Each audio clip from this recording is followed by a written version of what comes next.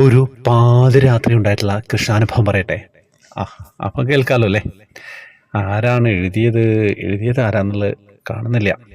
ഇന്ന് ഞാനും ഭർത്താവും 2 കുട്ടികളുമായിട്ട് നാട്ടിലേക്ക് പോകാൻ പൂർണ്ണ എക്സ്പ്രസ്സിൽ ടിക്കറ്റ് എടുത്തിരുന്നു. ഇപ്പോൾ പൂനെയിലാണേ.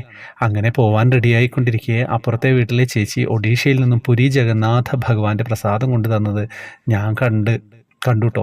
കുളിച്ചിട്ട് കഴിക്കാമെന്ന് കരുതി ഞാൻ റെഡിയാവാൻ പോയി. സ്റ്റേഷനിലേക്ക് യാത്ര തിരിച്ചപ്പോൾ ആണ് പ്രസാദം കഴിച്ചില്ലാലോ എന്ന് ഓർത്തത്. ഞാൻ കണ്ണനോട് പറഞ്ഞു, നമുക്ക് നാട്ടിൽ പോകാൻ കൂടെ വരുമോ എന്ന്. കൂടെ ഉണ്ട് എന്നതിന് എനിക്കൊരു തെളിവ് വേണമെന്ന്. അങ്ങനെ സ്റ്റേഷനിലെത്തി. ട്രെയിൻ അതാ കിടക്കുന്നു. പക്ഷെ ഞങ്ങളുടെ ട്രെയിൻ അല്ല എന്ന് കരുതി നിന്നുട്ടോ. ടൈം കഴിഞ്ഞു. ആകെ ടെൻഷനായി. ചേട്ടൻ ഓഫീസിലെ സ്റ്റാഫിനോട് ചോദിച്ചപ്പോൾ അവർ പറയാണ്, ഇപ്പൊ പോയ വണ്ടിയല്ലേ നിങ്ങളുടേത്. പിന്നെ എന്ത് ചെയ്യും? തിരിച്ച് വീട്ടിലേക്കുള്ള യാത്രയിൽ സങ്കടം ഉണ്ടായില്ല കേട്ടോ. എന്തുകൊണ്ട് ഇങ്ങനെ സംഭവിച്ചു എന്ന് മനസ്സിൽ ചോദിച്ചുകൊണ്ടിരുന്നു. വീടെത്തി ഭക്ഷണം തിരികെ കൊണ്ടുവയ്ക്കാൻ പോയപ്പോൾ അതാ ഭഗവാന്റെ പ്രസാദം. ഞാൻ വേഗം അതെടുത്തു. ഞാൻ കരഞ്ഞുപോയി. സാർ, ഇതിനായിരുന്നു എന്നെ ട്രെയിൻ മിസ്സാക്കിയത്. കണ്ണാ, കോടി കോടി നമസ്കാരം. ഇത് ത്രിമധുരത്തിൽ എത്രയും പെട്ടെന്ന് പറയുന്ന വിശ്വാസത്തിൽ കണ്ണൻ്റെ എളിയ ഭക്ത. നന്ദി, നമസ്കാരം സാർ.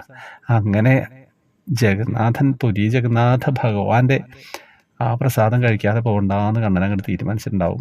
അതുകൊണ്ടല്ലേ ഇങ്ങനെയൊക്കെ സംഭവിച്ചത്. എന്താ പറയേണ്ടത്? എന്തെല്ലാം അനുഭവങ്ങളാണ്.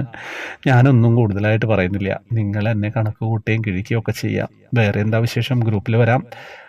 കഴിഞ്ഞ ദിവസം 10 പേർക്ക് ഒരു ചേച്ചിയുടെ വക നാരായണീയം സമ്മാനം ഉണ്ടായിരുന്നു.